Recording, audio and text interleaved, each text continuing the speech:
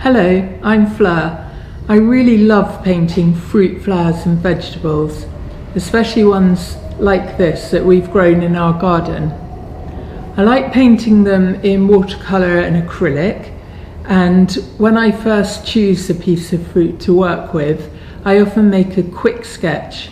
That's what I'm going to show you today. I'm going to paint in acrylic using a palette knife. So I like holding the tomato so that I can actually feel the weight of it, and it gives me a little bit of sensory information about the size, etc. This is my palette that I'm using for the acrylics. I like a very basic palette, as you can see, primary colours, red, yellow and blue. For this particular fruit, because it's red, I've used a scarlet and a darker, more crimson-y shade. And for the blue, I always like a ultramarine, but because we've got this pretty plate and I might use that, I've treated to some cerulean blue there. So first up, just get a little paint going. One of the reasons I've chosen this particular breed of tomato, called a Montana, is because it has these lovely fat ridges on it.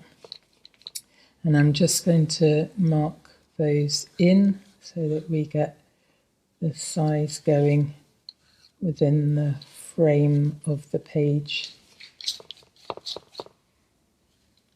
Lovely deep crevices here, so we'll just get a little bit of the shadow going. Obviously my viewpoint for this particular sketch is going to look a little different to yours.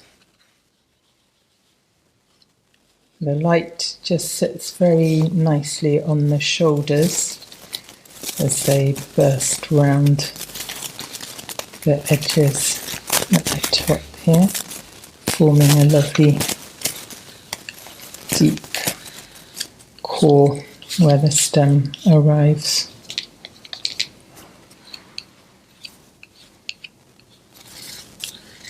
And I've got some quite orange colour on the skin down here where it's still in the process of ripening. It's actually quite a challenging tool, a palette knife, but for me that's half the fun of it. I'm a spontaneous, enthusiastic painter. I'm drawn to using fruit, flowers and veg because none of them are ever exactly the same as each other. So although you can become familiar with the qualities of each of those fruits, you're never really going to meet exactly the same one twice. And you can just explore and enjoy discovering the individual characteristics of each one.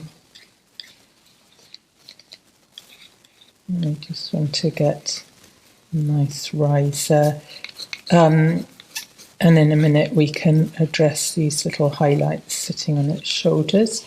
Right, water, and it's useful to have a little kitchen roll here to scrape your knife clean, especially when you're going in for yellow or one of the lighter colours.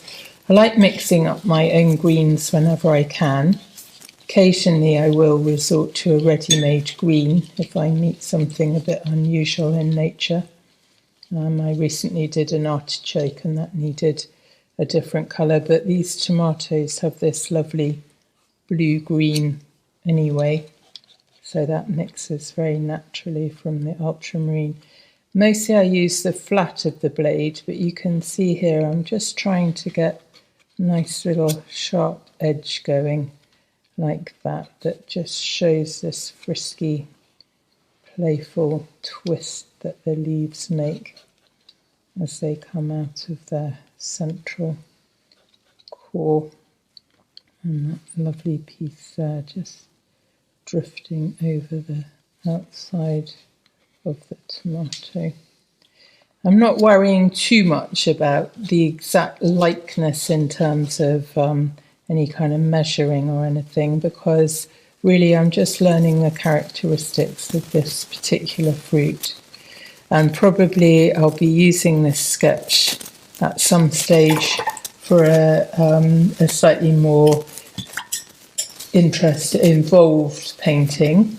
I like laying these individual fruits side by side on a little shelf or platform, which is an idea I got from a Chardin exhibition I saw some years ago, and it just makes the most of their individual qualities, making a portrait of them. And now I've got this pretty blue here, so as I know that will make a lovely contrast to the vivid reddy orange.